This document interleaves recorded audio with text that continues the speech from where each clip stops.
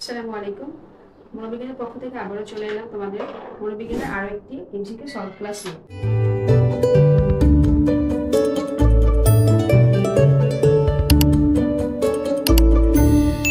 সেই ক্লাসে হচ্ছে আমরা প্রথম পত্রের প্রথম অধ্যায়ে গুরুত্বপূর্ণ কিছু প্রশ্ন নিয়ে তোমাদের সাথে আলোচনা করব এমসিকিউ। আচ্ছা, তাহলে আমরা আমাদের প্রথম প্রশ্নের দিকে লক্ষ্য করি। এখানে কি বলা হয়েছে? যন্ত্রকে মানুষের উপযোগী করে তৈরি করা মনোবিজ্ঞানের কোন শাখার লক্ষ্য? তাহলে যন্ত্রকে মানুষের উপযোগী করে তৈরি করা মনোবিজ্ঞানের কোন শাখার লক্ষ্য? তাহলে অবশ্যই এটা হবে প্রকৌশল মনোবিজ্ঞান। যেহেতু এখানে যন্ত্র শব্দটি উল্লেখ আছে, তাহলে এটা প্রকৌশল মনোবিজ্ঞানের অন্তর্ভুক্ত হবে।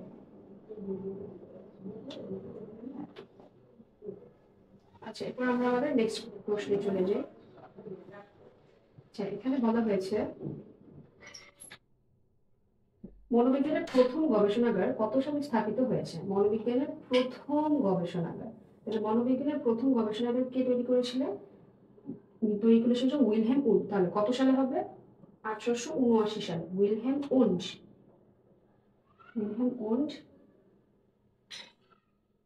প্রথম গবেষণাগার 1879 সালে উইলহেম উন্ড। উনি হচ্ছে সর্বপ্রথম একটা পূর্ণাঙ্গ গবেষণাগার প্রতিষ্ঠা করেছিলেন। তাহলে কত সালে? 1879 সালে।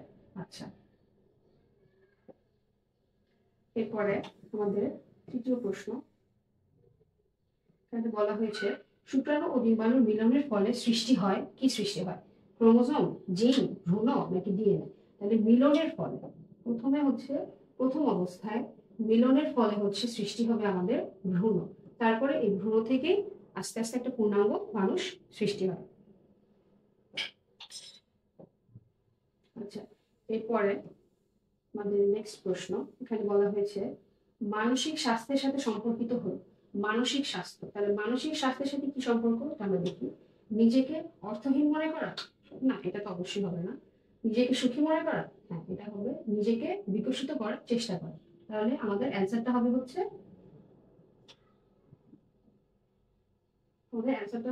2 আর 3, মানে হচ্ছে সি নাম্বারটা। তাহলে মানসিক স্বাস্থ্যের সাথে সম্পর্কিত। তাহলে মানসিক স্বাস্থ্যের সাথে সম্পর্কিত হচ্ছে নিজেকে সুখী মনে করা। আমাদের অবশ্যই নিজেকে সুখী মনে করতে হবে যে হ্যাঁ, আমরা সুখী আছি আলহামদুলিল্লাহ। তারপরে হচ্ছে নিজেকে বিকশিত করার চেষ্টা করা। নিজেকে বিকশিত আমরা কিভাবে করবো? যখন আমরা কোনো অ্যাক্টিভিটিস করব বা আমাদের যেগুলো ইন্টারেস্ট আছে আমরা আমাদের ফ্রি টাইমে সেগুলো করছি, এভাবে আমরা নিজেদেরকে বিকশিত করতে পারবো। তাহলে মানসিক স্বাস্থ্যের সাথে সম্পর্কিত হচ্ছে নিজেকে সুখী মনে করা আর নিজেকে বিকশিত করার চেষ্টা করা। আচ্ছা, এরপরে আমরা আমাদের পরবর্তী প্রশ্নে চলে যাই। এখানে বলা হয়েছে সাইকি শব্দের অর্থ কি? সাইকি শব্দের অর্থ হচ্ছে আত্মা। সাইকি এটা হচ্ছে একটা গ্রিক শব্দ যেটার অর্থ হচ্ছে আত্মা। আচ্ছা, এরপর পরের প্রশ্ন। দেখো, এখানে বলা হচ্ছে কত সালে উইলহেম উন্ড মনোবিজ্ঞানের একটি পূর্ণাঙ্গ গবেষণাগার স্থাপন করেন? তাহলে মনোবিজ্ঞানের একটি পূর্ণাঙ্গ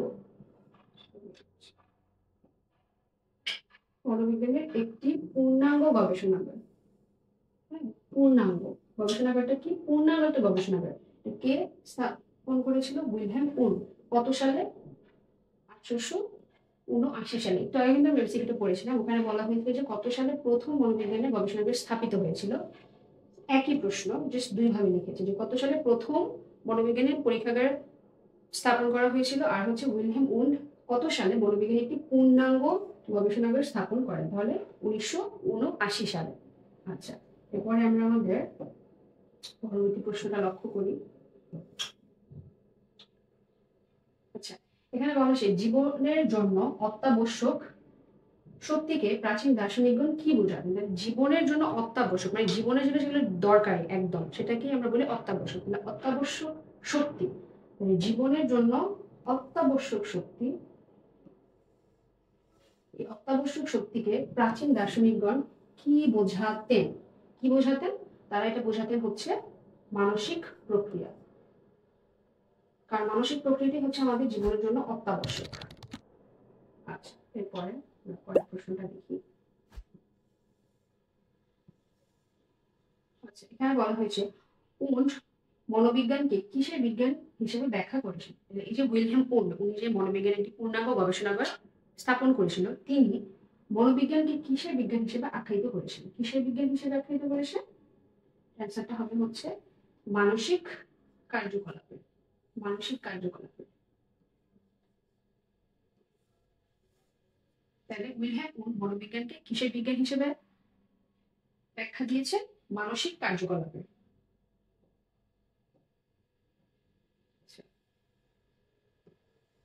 পরের প্রশ্ন লক্ষ্য করি আমরা, এখানে কি বলা হয়েছে? এখানে বলা হয়েছে মনোবিজ্ঞানকে মানুষ ও প্রাণীর আচরণ সম্বন্ধে বিজ্ঞান বলে সংজ্ঞায়িত করেন কে? তাহলে মনোবিজ্ঞানকে মানুষ ও প্রাণীর আচরণ সম্বন্ধীয় বিজ্ঞান। তাহলে মানুষ ও প্রাণীর আচরণ সম্বন্ধীয় বিজ্ঞান, এই কথাটা উল্লেখ থাকলে আমাদের বুঝতে হবে এটা বলেছেন হচ্ছে মর্গান ও তার সহযোগীরা। কে বলেছেন? মর্গান ও তার সহযোগীরা। এটা আমরা একটু ইজিলি যদি মনে রাখার চেষ্টা করি, কিভাবে মারতে পারি? এই যে এখানে মানুষ ম কথাটা উল্লেখ আছে, তার মানে এখানে মর্গানটা থাকবে, এই যে ম, এভাবে আমরা মনে রাখতে পারি। তাহলে মনোবিজ্ঞানকে মানুষ ও প্রাণীর আচরণ সম্বন্ধীয় বিজ্ঞান বলে সংজ্ঞায়িত করেন কে? মর্গান ও তার সহযোগীরা। আচ্ছা, এরপর পরের প্রশ্নটা দেখি আমরা। আচ্ছা, এখানে বলা হয়েছে মনোবিজ্ঞান হলো আচরণের বিজ্ঞান, আত্মার বিজ্ঞান, মানসিক প্রক্রিয়ার বিজ্ঞান। আচ্ছা, মনোবিজ্ঞানটা অবশ্যই আমাদের আচরণের বিজ্ঞান তো হবে, কারণ আমাদের আচরণ সম্পর্কিত আলোচনা মনোবিজ্ঞানে হয়ে থাকে। আচ্ছা, আত্মার বিজ্ঞান? না, আত্মা নিয়ে তো এখানে কোনো কথা হয় না। আত্মা নিয়ে কথা হয় না, আমরা মন নিয়ে আমরা কথা বলি, তাহলে আত্মা এটা হবে না। তারপরে হচ্ছে মানসিক প্রক্রিয়ার বিজ্ঞান। হ্যাঁ, মানসিক প্রক্রিয়ার বিজ্ঞান হবে। তাহলে আমাদের অ্যান্সারটা হচ্ছে 1 আর 3, মানে হচ্ছে সি নাম্বার। আর মনোবিজ্ঞান হচ্ছে আমাদের আচরণ নিয়ে আমাদের আলোচনা করে, আমাদের বিহেভিয়ারটা কিরকম সেটা নিয়ে আলোচনা করে। আর হচ্ছে আমাদের মানসিক প্রক্রিয়া, মানে আমাদের মেন্টাল কন্ডিশন কিরকম হয় এটা নিয়ে আলোচনা করে, কিন্তু এটা আত্মা নিয়ে কখনো আলোচনা করে না। তাহলে মনোবিজ্ঞান হলো আচরণের বিজ্ঞান এবং মানসিক প্রক্রিয়ার বিজ্ঞান। আচ্ছা, এরপর আমরা আমাদের পরের প্রশ্নে চলে যাচ্ছি। লক্ষ্য করি এখানে কি বলা হয়েছে। আচ্ছা, এখানে বলা হয়েছে মনোবিজ্ঞানের সংজ্ঞাগুলো বিশ্লেষণ করলে যেসব বিষয় ফুটে উঠে। কি কি বিষয়? 3টা রয়েছে এখানে। আচরণ, মানসিক প্রক্রিয়া, বিজ্ঞান। অবশ্যই এখানে আছে 3টাই হবে।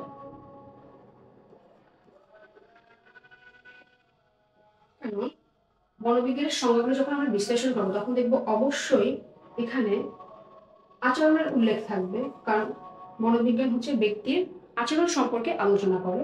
তারপর হচ্ছে মানসিক প্রক্রিয়া, আমাদের মানসিক অবস্থা একজনের কিরকম, কেউ সুস্থ, কেউ একটু অস্বাভাবিক, তাই না? তো মানসিক প্রক্রিয়া নিয়ে আলোচনা করে। এবং হচ্ছে এটা একটা বিজ্ঞান, এটাকে আমরা একটা সায়েন্স বলি। এটা সেভাবে এটা পিওর সায়েন্স না, বাট এটা অ্যাপ্লাইড সায়েন্স। তাহলে মনোবিজ্ঞানে যদি আমরা সংজ্ঞাগুলো বিশ্লেষণ করি তাহলে আমরা কি পাবো? মনোবিজ্ঞান হচ্ছে একটা আচরণের বিজ্ঞান, কারণ এটা মানসিক প্রক্রিয়া নিয়ে আলোচনা করে, এবং হচ্ছে এটা একটা বিজ্ঞান। ওকে, আচ্ছা, এরপর আমরা চলে যাই আমাদের পরবর্তী প্রশ্নে। আচ্ছা, তাহলে লক্ষ্য করি এখানে কি বলা হয়েছে। আধুনিক মনোবিজ্ঞানের সংজ্ঞা হবে। তাহলে আধুনিক মনোবিজ্ঞান, আধুনিক আধুনিক মনোবিজ্ঞানের সংজ্ঞা মধ্যে মনোবিজ্ঞান পর্যালোচনা করে। মনোবিজ্ঞান কি কি বিষয় নিয়ে পর্যালোচনা করে? মানুষের আচরণ, প্রাণীর আচরণ, মানসিক প্রক্রিয়া। অবশ্যই 3টা নিয়ে আলোচনা করে। তাহলে আধুনিক যে আমাদের মনোবিজ্ঞান, সেই সংজ্ঞাগুলো যদি আমরা বিশ্লেষণ করি তাহলে আমরা বুঝতে পারবো মনোবিজ্ঞান হচ্ছে মানুষের আচরণ নিয়েও অধ্যয়ন করে, প্রাণীর আচরণ নিয়েও অধ্যয়ন করে, এবং আমাদের মানসিক প্রক্রিয়া নিয়েও আচরণ করে। তাহলে এখানে আমাদের অ্যান্সার হবে হচ্ছে 1, 2 ও, তাহলে এখানে আমাদের অ্যান্সার হবে হচ্ছে 1, 2 ও 3। আচ্ছা, এবার আমরা পরবর্তী প্রশ্নে চলে যাই। আচ্ছা, আমাদের পরবর্তী প্রশ্নে বলা হয়েছে চোখের পলক ফেলা কোন ধরনের আচরণ? এই যে আমি চোখের পলকটা ফেলতেছি, এটা কোন ধরনের আচরণ? আচ্ছা, এটা কি ঐচ্ছিক আচরণ? না। অনৈচ্ছিক আচরণ? না। সামগ্রিক আচরণ? না। এটা হচ্ছে একটা খণ্ডিত আচরণ। কেন? ঐচ্ছিক আচরণ মানে কি? ঐচ্ছিক মানে আমরা কি বুঝি? যেগুলো আমরা আমাদের ইচ্ছায় করতে পারতেছি, যেমন এই যে আমার মন চাচ্ছে আমি আমার হাতটা নাড়াচ্ছি, ইচ্ছা।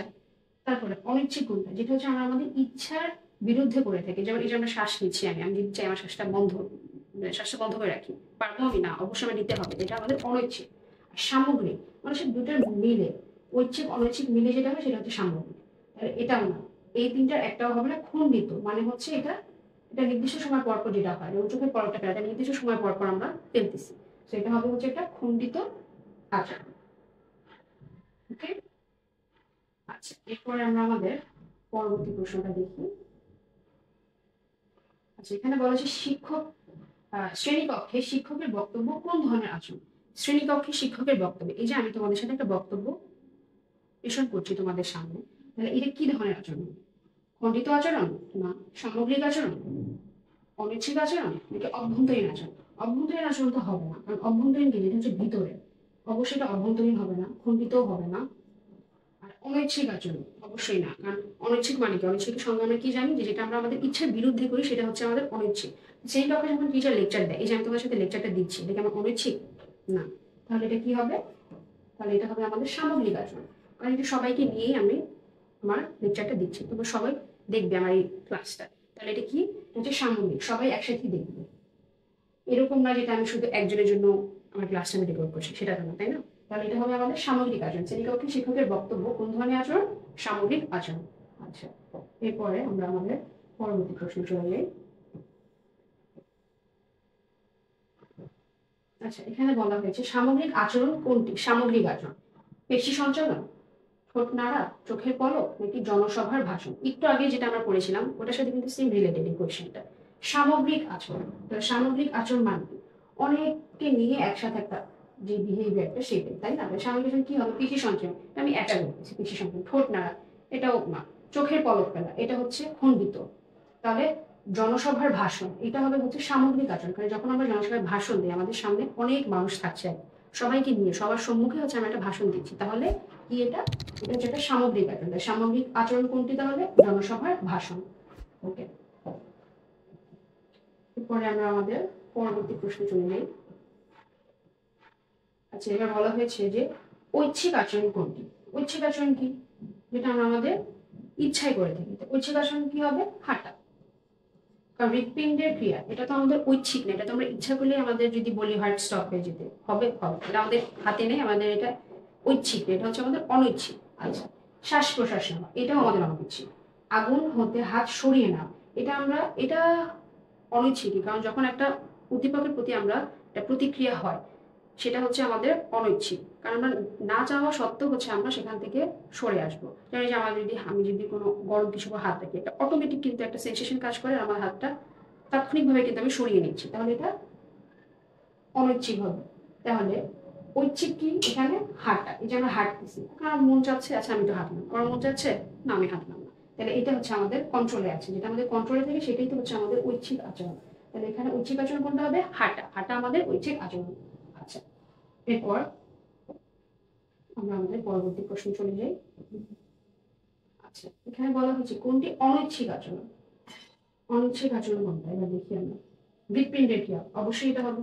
আচ্ছা বাকিগুলো একটু দেখি। কথা বলা, হাঁটা, খাবার খাওয়া। কথা বলা, হাঁটা, খাবার খাওয়া, এগুলো হচ্ছে আমাদের ঐচ্ছিক, এগুলো হচ্ছে আমাদের ঐচ্ছিক আচরণ, কারণ আমরা কথা বলতেছি, ইচ্ছা হলে আমরা বলতেছি, নাহলে আমরা বলবো না।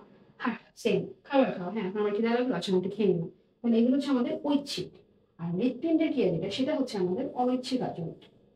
ওকে, আচ্ছা এরপর আমরা আমাদের পরবর্তী প্রশ্নটা দেখি। কোনটি মনোবিজ্ঞানের বিষয়বস্তু নয়? আচ্ছা মনোবিজ্ঞানের বিষয়বস্তু কি? তাহলে মনোবিজ্ঞানের বিষয়বস্তু নয় কোনটি হবে? শিক্ষণ, এটা কিন্তু মনোবিজ্ঞানের বিষয়বস্তু। বুদ্ধি, এটাও মনোবিজ্ঞানের বিষয়বস্তু, যারা আমাদের আগের ক্লাসটি করেছিল তারা বুঝতে পারবে, কারণ গত ক্লাসে হচ্ছে আমরা বুদ্ধি নিয়ে আলোচনা করেছিলাম, তাহলে অবশ্যই এটা মনোবিজ্ঞানেরই একটা বিষয়বস্তু। প্রত্যক্ষণ, হ্যাঁ এটাও মনোবিজ্ঞানের বিষয়বস্তু। শারীরিক রোগ, না এটা মনোবিজ্ঞানের বিষয়বস্তু না, মেডিকেল সায়েন্সে যারা তাদের। শারীরিক রোগ, এটা হচ্ছে মনোবিজ্ঞানের বিষয়বস্তু নয়। ওকে, প্রশ্নটা আমাদের ভালোভাবে পড়তে হবে, বিষয়বস্তু নয়, এখানে নয় রয়েছে, নয় দেখে হচ্ছে আমরা এখানে শারীরিক রোগ দিয়েছি। আর যদি নয়টা না থাকতো, যদি থাকতো যে কোনটি মনোবিজ্ঞানের বিষয়বস্তু, সেক্ষেত্রে কিন্তু আমাদের শিক্ষণ রাইট হতো, বুদ্ধিও রাইট হতো, প্রত্যক্ষণ রাইট হতো। ওকে,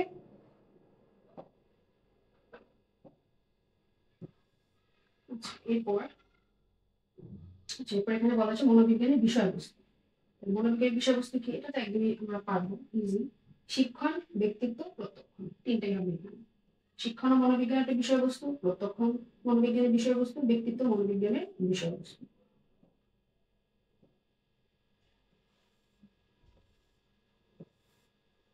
আচ্ছা, এবার কে প্রথম নিজেকে একজন মনোবিজ্ঞানী হিসেবে চিহ্নিত করেন? তাহলে কে নিজেকে প্রথমে একজন মনোবিজ্ঞানী হিসেবে চিহ্নিত করেছেন? কে?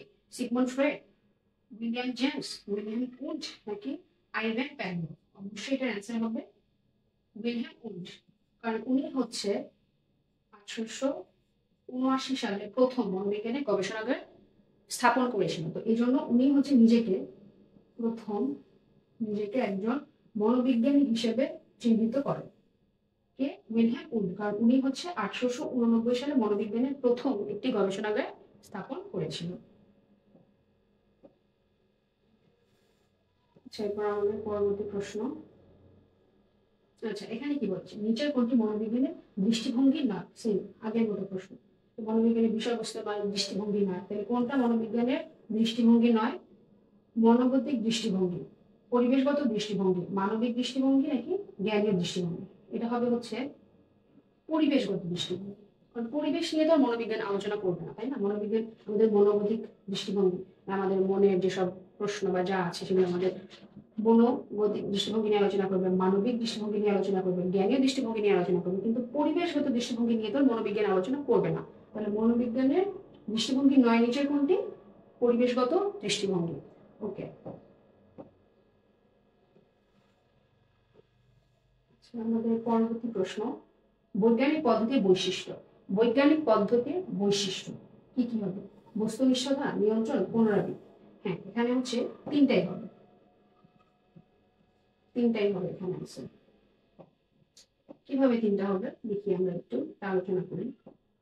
আচ্ছা, বৈজ্ঞানিক পদ্ধতির বৈশিষ্ট্য, এটা অবশ্যই বস্তুনিষ্ঠতা এটার মধ্যে থাকতে হবে, নিয়ন্ত্রণ থাকতে হবে। যে আমি একটা যে বৈজ্ঞানিক যে আমি একটা পদ্ধতি প্রয়োগ করবো, ওটার মধ্যে যদি কোনো নিয়ন্ত্রণ না থাকে তাহলে তো হবে না, অবশ্যই নিয়ন্ত্রণ থাকতে হবে। আর হচ্ছে পুনরাবৃত্তি, এটা যদি আমি পরবর্তীতে আরো কোনো গবেষণায় এটাকে আমি ইউজ করতে পারি, ব্যবহার করতে পারি, সেটাও থাকতে হবে। তাহলে বৈজ্ঞানিক পদ্ধতির বৈশিষ্ট্য হচ্ছে বস্তুনিষ্ঠতা, নিয়ন্ত্রণ, পুনরাবৃত্তি, তিনটাই। আচ্ছা, এরপর মনোবিজ্ঞানের দৃষ্টিসমূহ, দৃষ্টিভঙ্গি সমূহ। মনোবিজ্ঞানের দৃষ্টিভঙ্গি কি আমরা তো জানি, কি হবে? আচরণগত দৃষ্টিভঙ্গি, মানবিক দৃষ্টিভঙ্গি, আর জ্ঞানীয় দৃষ্টিভঙ্গি। হ্যাঁ, এখানে তিনটাই হবে, কারণ মনোবিজ্ঞান হচ্ছে আমাদের আচরণগত বিষয় নিয়ে আলোচনা করছে, আমাদের মানবিক দৃষ্টিভঙ্গি নিয়ে আলোচনা করছে, এবং জ্ঞানীয় দৃষ্টিভঙ্গি নিয়ে আলোচনা করছে। তাহলে মনোবিজ্ঞানের দৃষ্টিভঙ্গি সমূহ এখানে তিনটাই হবে। আচ্ছা, এরপর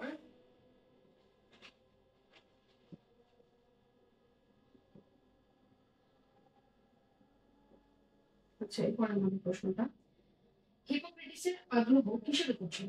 হিপোক্রেটিস উনি একজন হচ্ছে মনোবিজ্ঞানী, ওনার আগ্রহ ছিল কিসের? ওনার আগ্রহ ছিল হচ্ছে আচরণ ও চেতনা সম্পর্কে।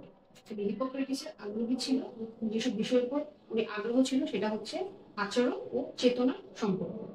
এই দুটো বিষয়ের উপর উনি আগ্রহী ছিলেন। এরপর পরবর্তী প্রশ্ন। আচ্ছা, এখানে লক্ষ্য করি আমরা, এখানে বলা হয়েছে রজার স্পেরি কিসের জন্য নোবেল পুরস্কার পান? নোবেল পুরস্কার পান উনি কিসের জন্য? আচরণ নিয়ে গবেষণার জন্য, ব্যক্তিত্ব সম্পর্কে গবেষণার জন্য, মস্তিষ্ক সম্পর্কিত কাজের জন্য, নাকি বুদ্ধি সম্পর্কে গবেষণার জন্য? এটা আমাদের একেবারেই পারার কথা, মস্তিষ্ক। কারণ মস্তিষ্ক সম্পর্কিত যে কাজ সেটা কিন্তু রজার স্পেরি প্রথম করেছিলেন। এই জন্যই হচ্ছে উনি নোবেল পুরস্কার পান। তাহলে যদি আমাদের রজার স্পেরির কথাটা আসে তাহলে আমাদের বুঝতে হবে তিনি হচ্ছে মস্তিষ্ক সম্পর্কিত কাজ উনি করেছিলেন, আর এই জন্য ওনাকে হচ্ছে নোবেল পুরস্কার দেওয়া হয়েছিল। আচ্ছা, এরপর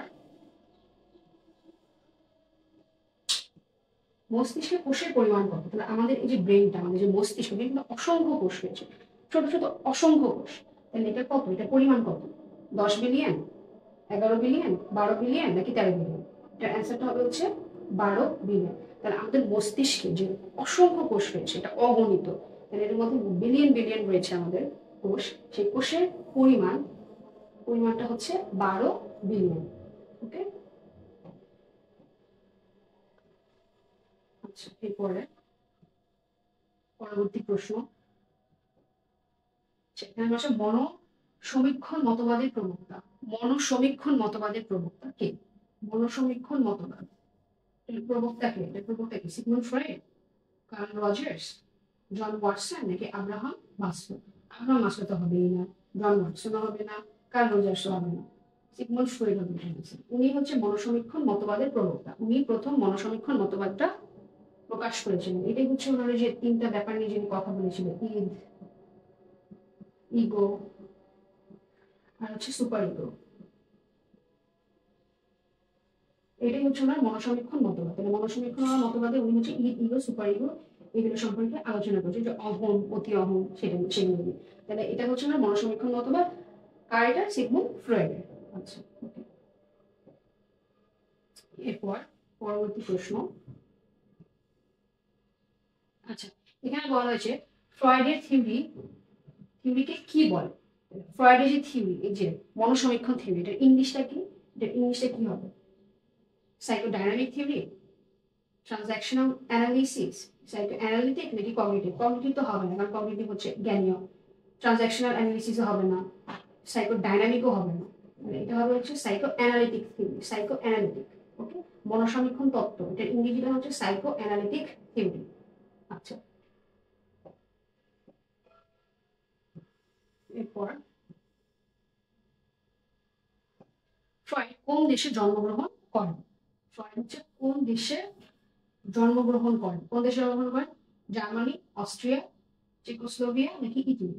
চেকোস্লোভিয়া। ওনার জন্মস্থান হচ্ছে চেকোস্লোভিয়া। এগুলো হচ্ছে একদমই মানে মুখস্থ, এগুলো বোঝানোর কিছু নেই, এগুলো just তোমরা একটু মনে রাখবে। সো ফ্রয়েড কোন দেশে জন্মগ্রহণ করেছিল? চেকোস্লোভিয়া। ঠিক আছে। আচ্ছা, এরপর আমাদের পরবর্তী প্রশ্ন। আচ্ছা, আচরণবাদ, আচ্ছা, আচরণবাদ প্রতিষ্ঠা করেন কে? আচরণবাদ কে প্রতিষ্ঠা করেন? আচরণবাদ প্রতিষ্ঠা করেন হচ্ছে জন বি ওয়াটসন। তাহলে আচরণবাদ প্রতিষ্ঠা করেন কে? জন বি ওয়াটসন। আচ্ছা, এরপর পরবর্তী প্রশ্ন। আচ্ছা, এখানে কি বলা আছে? পরীক্ষণ মনোবিজ্ঞানের যাত্রা শুরু হয় কবে? আচ্ছা, পরীক্ষণ মনোবিজ্ঞানের যাত্রা এটা কবে শুরু হয়েছিল? এটা শুরু হয়েছিল হচ্ছে এই যে 1979 সালে। কারণ এই সময় হচ্ছে সিগমুন্ড ফ্রয়েড যে ওনার প্রথম যে উনি মনোবিজ্ঞানের গবেষণাগারটা স্থাপন করেছিলেন সেটাই। তো এই জন্য হচ্ছে এই সালটাকে ধরা হয় মনোবিজ্ঞানের যাত্রা শুরুর সাল, 1979 সাল। তাহলে কবে পরীক্ষণ মনোবিজ্ঞানের যাত্রা শুরু হয়? পরীক্ষণ মনোবিজ্ঞান, এটা মনে রাখবেন, শুধু মনোবিজ্ঞান না, এটা কিন্তু পরীক্ষণ মনোবিজ্ঞান। আর তিনি হচ্ছে পরীক্ষণ মনোবিজ্ঞানের গবেষণাগারটা স্থাপন করেছিলেন ফ্রয়েড। এই কত সালে? 1979 সালে। এই জন্য 1979 সালটাকে আমরা ধরে নিচ্ছি পরীক্ষণ মনোবিজ্ঞানের যাত্রা শুরু সালটা। আচ্ছা, এরপর আমাদের পরবর্তী প্রশ্ন। আচ্ছা, তাহলে রোগ নির্ণয়ের জন্য চিকিৎসা মনোবিজ্ঞানী কি প্রয়োগ করে থাকেন? রোগ নির্ণয়ের জন্য চিকিৎসা মনোবিজ্ঞানী কি প্রয়োগ করে থাকেন? কি প্রয়োগ করেন ওনারা? অন্তদর্শন, ঔষধ, অভিক্ষা, নাকি পর্যবেক্ষণ? রোগ নির্ণয়ের জন্য কি করবেন তারা? অবশ্যই অভিক্ষা, একটা টেস্ট। ফার্স্টে তো আমাদের হচ্ছে একটা টেস্ট দিবে, তাই না? কি রোগ হলো এটা যদি আমাদের টেস্ট করে, তারপরে আমাদের বুঝতে হবে যে হ্যাঁ এটা আর এরকম রোগ আছে, পরে পরবর্তীতে মেডিসিন দেবে, কিছু দেবে। প্রথমে কি দরকার আমাদের? টেস্ট করা। তাহলে টেস্টের বাংলাটা কি? অভিক্ষা। রোগ নির্ণয়ের জন্য চিকিৎসা মনোবিজ্ঞানী কি প্রয়োগ করে থাকে? অভিক্ষা। ওকে,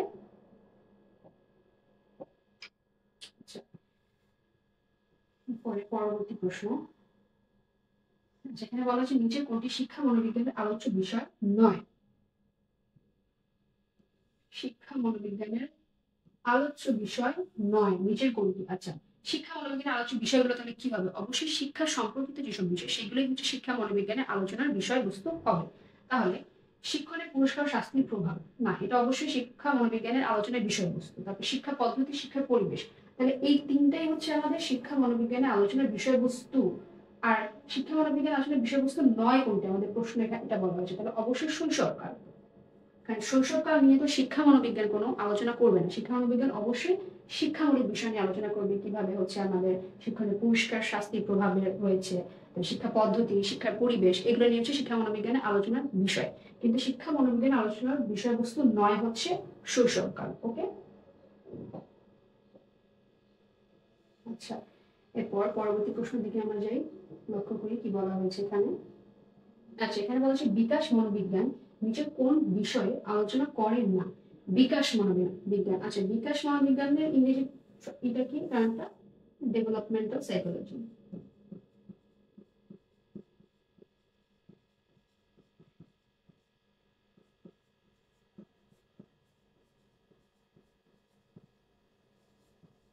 তাহলে বিকাশ মনোবিজ্ঞান ডেভেলপমেন্টাল সাইকোলজি, তাহলে অবশ্যই আমাদের বিকাশ সম্পর্কে যেসব আলোচনা রয়েছে সেটা করবে। তাহলে বিকাশ সম্পর্কিত আলোচনা হলে অবশ্যই আমাদের শৈশবকাল নিয়ে আলোচনা করবে, বসন্তকাল নিয়ে আলোচনা করবে, বার্ধক্য নিয়ে আলোচনা করবে। কারণ প্রতিটা স্টেজে আমরা কিভাবে ডেভেলপ হচ্ছি, কিভাবে আমাদের বিকাশটা হচ্ছে সেটা নিয়ে কিন্তু আলোচনা করবে। আর এখানে প্রশ্ন বলেছে আলোচনা করে না, কোন বিষয় নিয়ে আলোচনা করে না?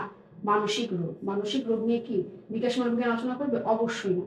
মানসিক মনোবিজ্ঞান নিয়ে বিকাশ মনোবিজ্ঞান আলোচনা করবে না। বিকাশ মনোবিজ্ঞান হচ্ছে বিকাশ সম্পর্কিত যেসব বিষয় রয়েছে সেগুলো নিয়ে আলোচনা করবে।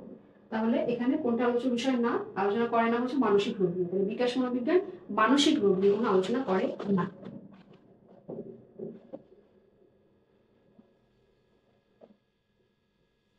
আচ্ছা, এরপরে পরবর্তী প্রশ্ন লক্ষ্য করি এখানে কি বলা হয়েছে। সেখানে বলছে শরীরের বিভিন্ন অঙ্গ প্রত্যঙ্গ নিয়ে মনোবিজ্ঞানের যে শাখা আলোচনা করে তাকে কি বলে? শরীরের বিভিন্ন অঙ্গ প্রত্যঙ্গ কি নিয়ে আলোচনা করে? শরীরের বিভিন্ন অঙ্গ প্রত্যঙ্গ নিয়ে মনোবিজ্ঞানের যে শাখা আলোচনা করে তাকে কি বলে? শিল্প মনোবিজ্ঞান? না, শিল্প মনোবিজ্ঞান তো শিল্প সম্পর্কিত বিষয় নিয়ে আলোচনা করবে। সমাজ মনোবিজ্ঞান সমাজ সম্পর্কিত বিষয় নিয়ে আলোচনা করবে। শিশু মনোবিজ্ঞান শিশু বিকাশ নিয়ে আলোচনা করবে। তাহলে শরীর বিজ্ঞান, শরীর বিজ্ঞান হচ্ছে শরীরে আমাদের বিভিন্ন অঙ্গ প্রত্যঙ্গ নিয়ে আলোচনা করবে। তাহলে এটার অ্যান্সারটা কি হবে? শরীর মনোবিজ্ঞান, সরি, শরীর বিজ্ঞান। তাহলে শরীর বিজ্ঞান হচ্ছে আমাদের শরীরের বিভিন্ন অঙ্গ প্রত্যঙ্গ নিয়ে আলোচনা করবে।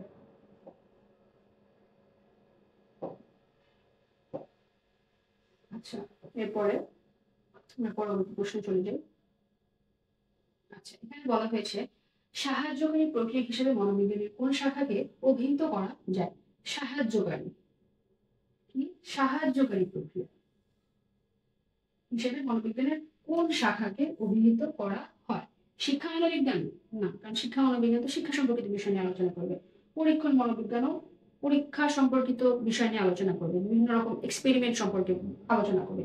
শিশু মনোবিজ্ঞান শিশুদের বিকাশ বা শিশু নিয়ে মেইনলি আলোচনা করবে। তাহলে কি থাকলো? কাউন্সিলিং মনোবিজ্ঞান। কাউন্সিলিং মনোবিজ্ঞান হচ্ছে আমাদের সাহায্যকারী প্রক্রিয়া। সাহায্যকারী প্রক্রিয়া হিসেবে মনোবিজ্ঞানের যে শাখাকে আমরা অভিহিত করতে পারি সেটা হচ্ছে কাউন্সিলিং মনোবিজ্ঞান। আর যখন আমরা স্ট্রেসফুল থাকি বা কোনো কিছু নিয়ে চিন্তা করি, আমাদের একটা সাহায্য প্রয়োজন, হেল্প প্রয়োজন, তখন আমরা কোথায় যাবো? কোথায় গেলে আমরা হেল্পটা পাবো? অবশ্যই কাউন্সিলিং যারা করে তাদেরকে সেদিন আমরা যাই, তারা আমাদের কাউন্সিলিং করবে, তখন আমরা একটু হলেও বেটার ফিল করবো। তাহলে কাউন্সিলিং মনোবিজ্ঞান সাহায্যকারী প্রক্রিয়া হিসেবে কাউন্সিলিং মনোবিজ্ঞানকে আমরা অভিহিত করি। ওকে,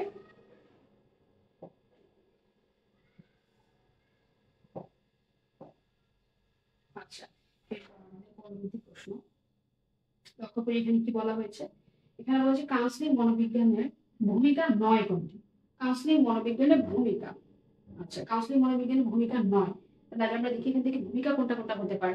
ভূমিকা হতে পারে হচ্ছে প্রতিরক্ষামূলক। হ্যাঁ, অবশ্যই, কারণ কাউন্সিলিং মনোবিজ্ঞানী যখন তোমাকে কাউন্সিলিং করবে তখন অবশ্যই সে তোমাকে শিখাবে যে কিভাবে তুমি নিজেকে হার্ম থেকে বাঁচাতে পারবে বা কি করলে তোমার নিজের জন্য ভালো হবে, তাই তুমি হার্মফুল কোনো ডিসিশন না নাও। তাহলে প্রতিকারমূলক, তারপর নিবৃত্তিমূলক, শিক্ষা ও বিকাশমূলক, আর আত্মরক্ষামূলক।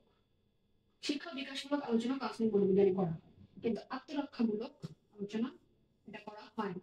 তাহলে কাউন্সিলিং মনোবিজ্ঞানের ভূমিকা নয় হচ্ছে আত্মরক্ষামূলক। ওকে, এটা হবে হচ্ছে আত্মরক্ষামূলক। এটার অ্যান্সার হচ্ছে আত্মরক্ষামূলক। কারণ প্রতিকারমূলক আমাদেরকে বলবে যে কিভাবে কি করলে বেটার হবে, কিন্তু আমাদেরকে তো আত্মরক্ষামূলক কোনো ভূমিকা তারা রাখতেছে না, জাস্ট আমাদেরকে হেল্প করছে যে কিভাবে কি করলে আমাদের যেন বেটার হয় বা আমরা যাতে কিছু এরকম না করি।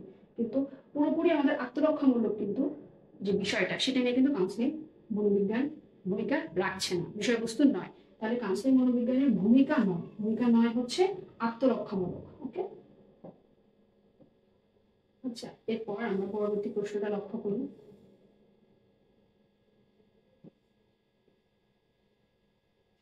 আচ্ছা, এখানে বলা আছে এ বি অ্যাপ বা এ বি, যেটা বলে যেভাবে প্রনাউন্সিয়েশন করে এ বি বা অ্যাপ। ওকে, তাহলে এটা শব্দের অর্থ কি? এটার অর্থ হচ্ছে দূরে। এ বি শব্দের অর্থ হচ্ছে দূরে। ওকে, আচ্ছা এরপরে আমরা পরবর্তী প্রশ্নটার দিকে লক্ষ্য করি। আচ্ছা, তাহলে এখানে কি বলা হয়েছে যে কোনো বিষয় বিজ্ঞান তার কয়টি বিষয়ের উপর নির্ভর করে। কোনো বিষয়কে যদি আমরা বিজ্ঞান বলতে চাই যে হ্যাঁ এটা সায়েন্স, পিওর সায়েন্স বা এটা সায়েন্স, তাহলে সেটা কয়টা বিষয়ের উপর সেটা নির্ভর করবে, কয়টি বিষয়ের উপর সেটা নির্ভর করবে।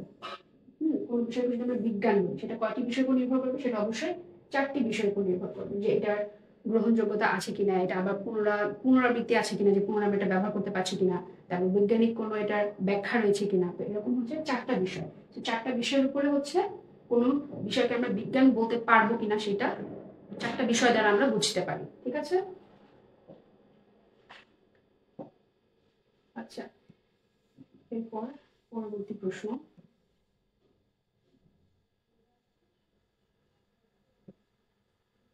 আচ্ছা, এখানে বলা হয়েছে নিচের কোনটি বৈজ্ঞানিক পদ্ধতির নীতি নয়?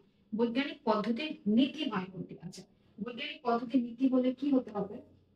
অবশ্যই নিয়ন্ত্রণ থাকতে হবে, পুনরাবৃত্তি থাকতে হবে, যাতে আমরা এটা পুনরায় আবার কোনো আমাদের গবেষণা এটা আমরা ব্যবহার করতে পারি। তারপরে নিয়ম বহির্ভূত, না অবশ্যই না, নিয়ম বহির্ভূত বলে তো সেটা হবেই না। যথার্থতা প্রমাণও দরকার। তাহলে বৈজ্ঞানিক পদ্ধতির মধ্যে রয়েছে হচ্ছে নিয়ন্ত্রণ, পুনরাবৃত্তি আর যথার্থতার প্রমাণ। আর এখানে আমাদের প্রশ্নটা কি বলা হয়েছে যে নিচের কোনটি বৈজ্ঞানিক পদ্ধতির নীতি নয়? নীতি নয় হবে অবশ্যই নিয়ম বহির্ভূত, কারণ নিয়ম বহির্ভূত হলে সেটা কিভাবে নীতি হচ্ছে, অবশ্যই হবে না। তাহলে এটার অ্যান্সারটা হবে নিয়ম বহির্ভূত। আচ্ছা, এরপর পরবর্তী প্রশ্নে চলে যাই। আচ্ছা,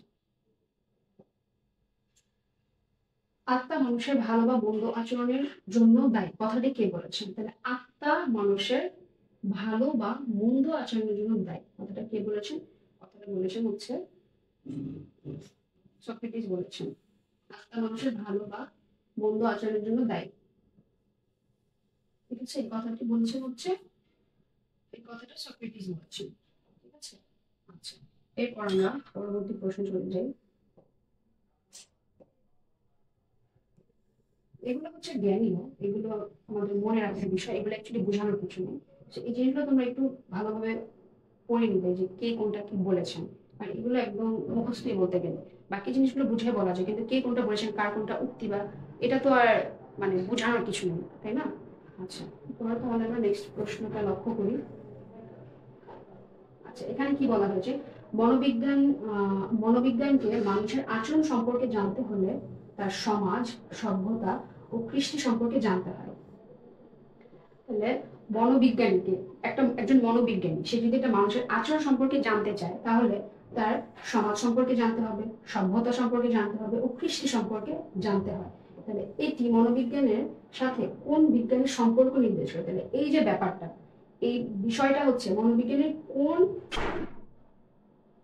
বিজ্ঞানের সম্পর্ক নির্দেশ করে। কোন বিজ্ঞানের সম্পর্ক নির্দেশ করে?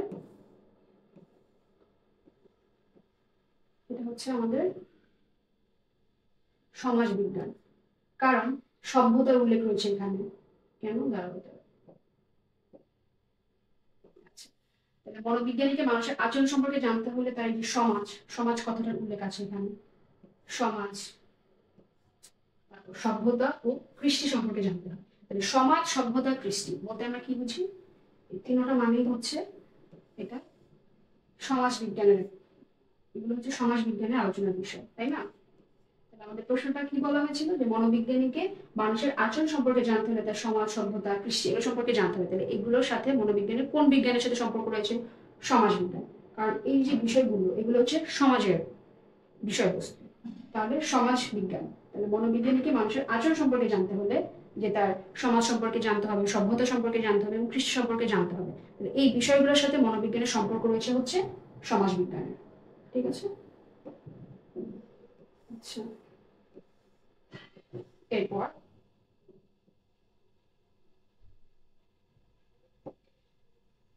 সাইকোলজি শব্দটি কোন শব্দ থেকে উৎপত্তি লাভ করে? কোন শব্দ থেকে? আমরা কি জানি ম্যাক্সিমাম শব্দই হচ্ছে গ্রিক শব্দ থেকে এসেছে। সাইকোলজি শব্দটি একটা গ্রিক শব্দ। ঠিক আছে, তাহলে সাইকোলজি শব্দটি কোন শব্দ থেকে উৎপত্তি লাভ করেছে? ঠিক গ্রিক শব্দ থেকে। গ্রিক শব্দ হচ্ছে সাইকি এবং লোগোস। সাইকি এবং লোগোস এই দুইটার সমন্বয়ে হচ্ছে সাইকোলজি শব্দটি এসেছে। তাহলে কোন শব্দ থেকে সাইকোলজি শব্দটি এসেছে? যেটা গ্রিক শব্দ থেকে। আচ্ছা, এরপর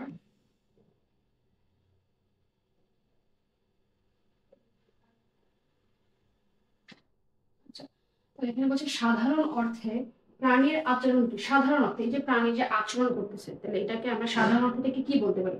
উদ্দীপকের প্রতি প্রক্রিয়া, মানসিক কার্যকলাপ, জৈবিক কার্যকলাপ, এটি পরিবেশের প্রতিক্রিয়া। তাহলে সাধারণ অর্থে প্রাণীর যে আমাদের যে যে আচরণ, সাধারণ অর্থে এটাকে আমরা কি বলতে পারি? এটাকে আমরা বলতে পারি আমাদের মানসিক কার্যকলাপ। এটা উদ্দীপকের প্রতি প্রতিক্রিয়া না, কারণ উদ্দীপকের প্রতি প্রতিক্রিয়া তখনই হবে যখন কোনো একটা উদ্দীপকের প্রতি আমরা প্রতিক্রিয়া করবো। যেমন এই যে ধরি যে কোনো একটা গরম কিছু করে যখন আমাদের হাতটা আমরা রাখি, তখন কি একটা সেন্সেশন কাজ করবে, সাথে সাথে আমরা হাতটা সরিয়ে নিই। এটাই হচ্ছে উদ্দীপকের প্রতি প্রতিক্রিয়া। তাহলে এখানে বলছে সাধারণ অর্থে, এখানে তো কোনো উদ্দীপকের উল্লেখ নেই, তাহলে এটা হবে একটা মানসিক কার্যকলাপ। ঠিক আছে।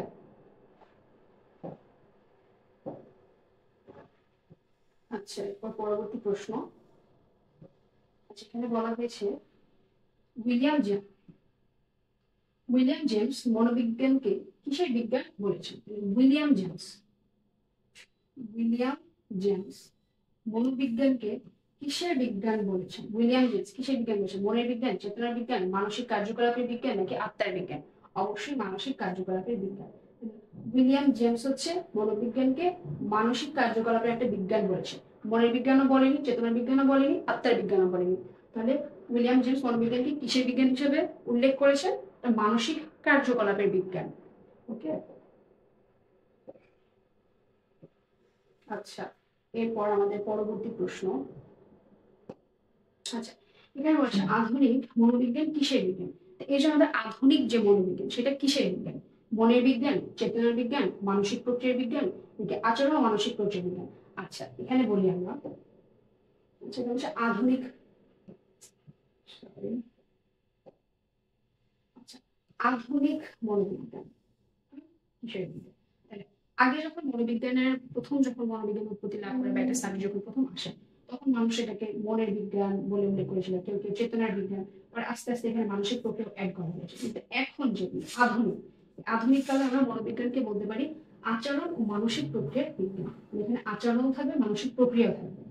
এটা সমন্বয় হচ্ছে এই বিজ্ঞানটা। তাহলে আধুনিক মনোবিজ্ঞান কিসের বিজ্ঞান? আচরণ ও মানসিক প্রক্রিয়ার বিজ্ঞান। আচ্ছা, এরপর আমাদের পরবর্তী প্রশ্ন। আচ্ছা, এখানে বলা হয়েছে লিপজিগ বিশ্ববিদ্যালয়ে অবস্থিত মনোবিজ্ঞানের প্রথম গবেষণাগার কোন দেশে অবস্থিত? এটাও আমাদের এক কথায় বলতে গেলে মুখস্থ করা বা মনে রাখার বিষয়। এটা হবে হচ্ছে জার্মান।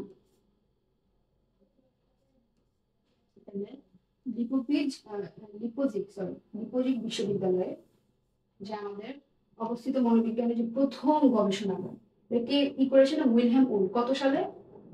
1879 সালে। 1879 সালে যে উইলহেম উল প্রথম যে মনোবিজ্ঞানের গবেষণাগারটা তৈরি করেছিলেন, সেটা হচ্ছে কোথায় অবস্থিত? জার্মানিতে, লিপজিগ বিশ্ববিদ্যালয়। কোথায়? জার্মানির লিপজিগ বিশ্ববিদ্যালয়। ওকে। এরপর আচ্ছা, এটা খুব ইম্পর্টেন্ট একটা প্রশ্ন। এখানে কি বলছে কাকে মনোবিজ্ঞানের জনক বলা হয়? জনক, মনোবিজ্ঞানের জনক বললে আমাদের বুঝতে হবে যে সেটা উইলহেম উল। কারণ উনি হচ্ছে প্রথম 1879 সালে মনোবিজ্ঞানের গবেষণাগার, একটা পূর্ণাঙ্গ গবেষণাগার তৈরি করেছিলেন। তো এই জন্য মনোবিজ্ঞানের জনক বলা হয় হচ্ছে উইলহেম উলকে। তাহলে মনোবিজ্ঞানের জনককে উইলহেম তাহলে মনোবিজ্ঞানের জনক হচ্ছে উইলহেম উন্ড। ওকে, আচ্ছা, এরপর পরবর্তী প্রশ্ন, এখানে কি বলা হয়েছে, ঐচ্ছিক আচরণ কোনটি? ঐচ্ছিক, ঐচ্ছিক বলতে আমরা কি বুঝি? যেটা আমরা আমাদের ইচ্ছায় করে থাকি, ঐচ্ছিক আচরণ কি হবে? শ্বাস প্রশ্বাস, মাথা ব্যথা, কথা বলা, নাকি হাঁচি দেওয়া? শ্বাস প্রশ্বাস এটা আমাদের অনৈচ্ছিক, মাথা ব্যথাও আমাদের অনৈচ্ছিক, হঠাৎ মাথা ব্যথা আসতে পারে, তো এটা আমাদের অনৈচ্ছিক। হাঁচি দেওয়া, যেটা আমরা ইচ্ছা করে হাঁচি দিতে পারি, পারি না, তাহলে এটা আমাদের অনৈচ্ছিক। আর এখানে বলা হয়েছে যে ঐচ্ছিক, ঐচ্ছিক আচরণ, এটা কি হবে? কথা বলে, যে আমরা কথা বলতেছি, এটা আমাদের ঐচ্ছিক আচরণ। আমার এখন ইচ্ছা হচ্ছে আমি কথা বলতেছি, ইচ্ছা আবার হবে না আমি কথা বলবো না, তাহলে এটা কি আমাদের কথা বলে, এটা হচ্ছে আমাদের ঐচ্ছিক আচরণ।